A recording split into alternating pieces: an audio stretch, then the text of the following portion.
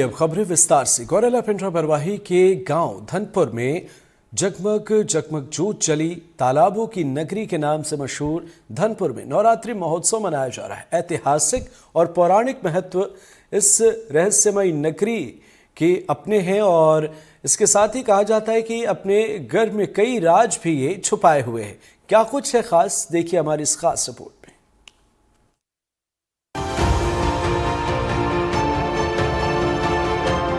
ये महीना पर्व का है, उत्सव का है, बुराई पर अच्छाई की जीत और माँ दुर्गा के 9 स्वरूपों की पूजा में लीन होने का है। इस खास मौके पर हम आपके लिए लाए हैं एक ऐसी जगह से ग्राउंड रिपोर्ट जो पौराणिक और सांस्कृतिक रूप से समृद्ध तो है ही, साथ ही साथ अपने गर्भ में सदियों का इतिहास और अजूबों को संजोए हुए है। जी हाँ, हम बात कर रहे हैं पिंडरा मुख्यालय से 14 किलोमीटर उत्तर में सिवनी जाने के रास्ते पर बसे गांव धनपुर की। ये आवाज किसी मंदिर के घंटों या घड़ियालों की नहीं है, बल्कि धनपुर के ये रहस्यमयी गांव की पहाड़ों की आवाज है, जिनके पत्थर में टुन टुन घंटे की आवाज आती है। ये आवाज इस पहाड़ में कुछ भी पत्थरों में आती है, सभी पत्थरों में ये आवाज नहीं आती। ग्रामीण यहाँ आस्था के रूप में माँ भगवती को यहाँ लग रखे हैं और कुछ त्रिशूल भी इस पहाड़ में गाड़ रखा है। ग्रामीण बड़ी शिद्दत से इस सुरंग टोला स्थित धनपुर का सुरंग टोला काफ़ी ऊंचाई पे बसा हुआ एक मोहल्ला है, जहाँ ग्रामीण रहते हैं। कुछ ग्रामीण यहाँ पे हैं, मैं उनसे बात करूँगा कि इस पहाड़ को लेके क्या मान्यता है, किस तरीके की आवाज़ें आती हैं, क्यों इस पहाड़ को टुनटुन पहाड़ कहा जाता है। भैया नाम बताओगे? सोनू सिंह मरकाम। सोनू भाई, यहाँ पे पहाड़ के पत्थरों से आवाज़ आ रही है जी। कैसी आवाज़ है? ये टुनटुन की आवाज़ आती है। तो लगभग सभी पत्थरों में आती, कुछ पत्थरों में? नहीं, सभी पत्थरों में नहीं, एक ही पत्थर में आता है टुनटुन की आवाज़। अच्छा जी। तो ग्रामीण यहाँ आते हैं, बड़े जी। नीचे मेला भी लगता है, बताते हैं। मेला लगता है महाशिवरात्रि में। हाँ। और मेरे पीछे जो पूरा इलाका, जो मैं आपको 200 तालाबों की बात बता रहा था, आप देख लीजिए चारों तरफ। मेरे सामने अभी दर्जनों तालाब देख रहे हैं। लगभग 5 एकड़ के रकबे में दर्जन भर तालाब यहाँ दिखाए जा सकते हैं। 1 तालाब, 2 तालाब, 3 तालाब, 4, 5, 6, वो 7, इस तरीके से पूरे ये इलाके में 200 तालाब की कल्पना जो की बात की जा रही है सही है। धनपुर अपने गर्भ में कई रहस्य छुपाए बैठा है। ज़रूरत है इसके पुरातत्व की जांच करने की कि वास्तव में भूगर्भ में और क्या धनपुर ने रहस्य छुपाए हैं। लोक कथाओं के अनुसार पांडवों ने अपने अज्ञातवास का आखिरी साल धनपुर के जंगलों में बिताया है। आज यहाँ मौजूद सैकड़ों तालाबों और गुफाओं के बारे में कहा जाता है कि इनका निर्माण उन्होंने ही किया। ऐसा बताया जाता है कि पांडव ने यहाँ ऐसे कई गुफा बनाए थे जिसके में अंदर वो रहते थे। मैं इस गुफा के अंदर जा रहा हूँ। अंदर अभी वर्तमान में अंधेला है, काफ़ी अंधेला है, गुप्त अंधेला है। और देखिए, जो मंदिर के पुजारी हैं और पुजारी के साथ जो और भक्त रहते हैं, कोई भक्त यहाँ अपनी पूजा अर्चना साधना में भी लीन रहते हैं। ये पांडव की गुफा ऐसा बताया जा रहा है। मैं लगभग 20 फीट अंदर आ चुका हूँ। नमो नारायण, नमो नारायण। पंडित जी, भगवती मैया की जय। ये देखिए धूनी जल रही है यहाँ। ऐसा बताया जाता है 24 घंटे ये धूनी अनवरत जलती रहती है। और पांडव गुफा इस पहाड़ में का लगभग ये 5 हेक्टेयर से अधिक का बड़ा पहाड़ है। इस पहाड़ पर पांडवों ने ऐसे कई गुफा बनाए जो आज अभी ये जीवित अवस्था में अभी देखा जा सकता है। हालांकि ऐसे कई गुफा यहाँ पे मौजूद हैं, लेकिन ये इलाका भालू का रहवास का भी इलाका है, तो लोग उन गुफाओं में जाना नहीं जा पाते। वो अभी भालू का वर्तमान में रहवास बन चुका है। हमारे साथ यहाँ के जो अंदर भैरव बाबा के इस तपस्वी रहते हैं, उनसे बात करेंगे। बाबा जी, नमो नारायण। ओम नमो नारायण महाराज, ओम नमो नारायण। ये पांडव गुफा है जी। क्या मानते हैं इसके बारे में आप? ये बहुत पुराना है, प्राचीन काल से है। ये द्वापर के समय का है। यहाँ आके पांडव लोग रहे होंगे कभी, अज्ञातवास में निकले थे जब। और यहाँ कई महात्मा आके तपस्या किए, साधना स्थली है। यहाँ एक मनुगिरी महाराज जी कई वर्षों तक रहे, जो दुर्गा मंदिर की स्थापना कर रहे हैं। उनका ये मुख्य तपस्या स्थल है, यहीं रह के तपस्या करते थे। और तो बड़ी बाकी शांति रहती है इस स्थान पे। बहुत शांति रहती है इस स्थान पे, बहुत शांति। और रात, अभी दिन में रहते हैं कि रात में भी रहते नहीं, हैं? ये दिन रात बराबर रहते हैं। इस स्थान पर प्राचीन कलाकृतियां लोगों के आकर्षण का केंद्र है। मुख्य रूप से बेनी बाई की प्रतिमा और अन्य प्राचीन मूर्तियां। उत्तरा पथ से दक्षिणा पथ को जोड़ने वाला ये गांव धनपुर अपने ऐतिहासिक महत्व के लिए जाना जाता है। उत्तर पथ और दक्षिण पथ व्यापारिक का एक महत्वपूर्ण मार्ग हुआ था, व्यापारिक केंद्र का एक महत्वपूर्ण मार्ग था। यहाँ व्यापारी मार्ग होने के कारण जैन अनुयायियों का भी आगमन हुआ और इसी दौरान यहाँ पे जैन तीर्थों की मूर्ति मिली। और मेरे पीछे जो एक विशाल पत्थर, लगभग ये आप 25 फीट ऊंचाई का एक विशाल पत्थर देख रहे हैं, इसे गांव के लोग बेनी बाई के नाम से जानते हैं।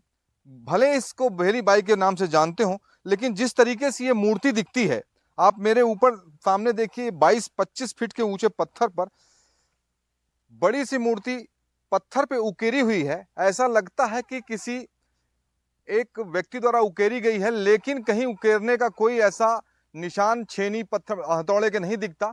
लेकिन ऊपर आप देखिए, सबसे ऊपर देखिए, ऊपर जो मुकुट पे, मस्तक पर जो बना हुआ निशान है, ये जैन तीर्थकों को बनाया जाने वाला निशान है। बौद्ध धर्म के मानने वाले लोग, जैन धर्म के मानने वाले लोग इस तरीके के आकार का उपयोग करते हैं।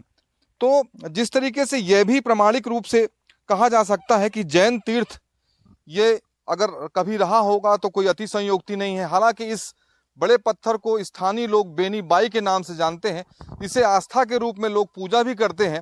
इस धनपुर और सुरुंगटोला के मार्ग पर पड़ने वाले इस ऊंचे पहाड़ को बेनी बाई के नाम से जाना जाता है।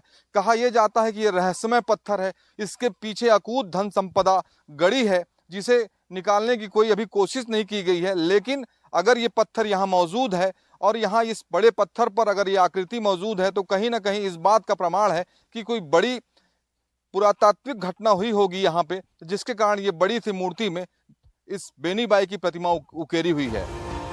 श्री आदिशक्ति माँ दुर्गा देवी मंदिर मध्य प्रदेश और छत्तीसगढ़ के श्रद्धालुओं के लिए आस्था का केंद्र है। वर्ष भर यहाँ श्रद्धालुओं का आना जाना लगा रहता है और यहाँ हर साल चैत्र नवरात्रि और क्वार्ट नवरात्रि का धूमधाम से आयोजन किया जाता है। तालाबों की नगरी के नाम से मशहूर धनपुर में शांति और सद्भाव के साथ नवरात्रि मनाई जा रही है।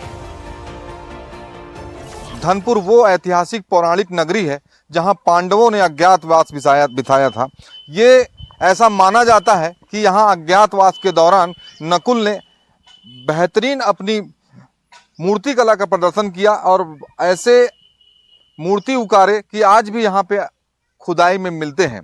यहाँ ऐसी कई मूर्तियाँ हैं जो इस बात को दर्शाते हैं कि यहाँ पौराणिक गांव धनपुर बड़ा ऐतिहासिक महत्व से समृद्ध है।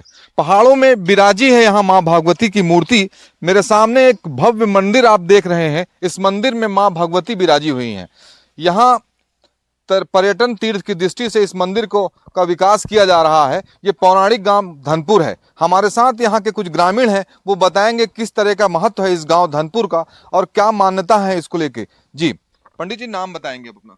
सुरेश प्रसाद पांडे। सर पांडे जी, अपन धनपुर गांव में खड़े हैं, क्या महत्व है इस धनपुर गांव का? सर ये तो ऐतिहासिक नगरी है और यहाँ देवी देवताओं का प्राचीन एकदम से खुदाई में, जहाँ भी खुदाई करते हैं जैसे तालाब वगैरह का, तो वहाँ कई ऐसी मूर्तियाँ निकलती।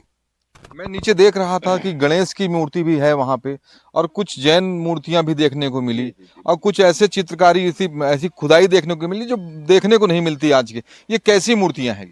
ये मूर्तियाँ बौद्ध उसमें का है सर। ये बहुत पुरानी मूर्तियाँ हैं और जैसे तालाब वगैरह, अक्सर तालाब खुदाई में निकलते हैं। अच्छा, यहाँ पे तालाबों का बहुत बड़ी संख्या है। यहाँ पे लगभग अभी भी बताते हैं लोग कि 200 से अधिक तालाब जीवित हैं। इतने तालाब होने के पीछे क्या कारण है? 365 तालाब पहले रहे सर यहाँ। 365 तालाब में हो गया, धीरे धीरे कुछ खेत बन गए, कुछ ये बहुतरा बांध में मिल गया। इसके पहले प्राचीन में बताया जा रहा है कि यहाँ पांडवों का नगरी था। ये पांडवों लोग अज्ञातवास में 1 साल यहाँ बिताए थे।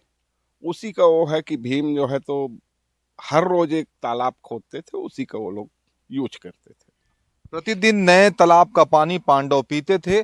भीम अपनी गदा से यहाँ पे तालाब खोदते थे, ऐसी मान्यता है। रतनपुर में अज्ञातवास बिताने के बाद अंतिम का 1 साल जो पांडवों ने गुजारा इसी धनपुर के नगरी में बिताया। और पीछे जो आप मेरे पीछे ये बड़ा सा विशाल प्रांगण देख रहे हैं, पहाड़ों के ऊपर माँ भगवती की मूर्ति विराजी हुई है। ये धनपुर का मंदिर ट्रस्ट जो है इनके द्वारा बनाया, जिला प्रशासन इसके ट्रस्टी हैं, यहाँ के स्थानीय लोग उसके सदस्य हैं और बड़े ही पर्यटन विभाग के मदद से इस नगरी को, इस धनपुर को डेवलप किया जा रहा है। इसी शहर में, इसी गांव में लगभग आज भी लोग बोलते हैं कि 200 से अधिक तालाब है। पांडवों ने यहाँ प्रतिदिन तालाब खोदा था। वो उन तालाबों में अभी भले 365 तालाब ना हो, लेकिन 200 तालाबों का अस्तित्व आज भी नजर आता है। यहाँ पे माँ भगवती की ज्योत जलाई जाती है। ज्योत जलाने के पीछे क्या मंशा है पंडित जी? ज्योत हो गया सिर्फ ये है कि मनोकामना यहाँ जो है तो हमारी माता जी जो हैं ये एकदम माने दिव्य हैं। इनसे अच्छे भक्त हैं, उनके मन में उनके जो अगर सही आस्था है, कुछ भी मंगिए मिलेगा।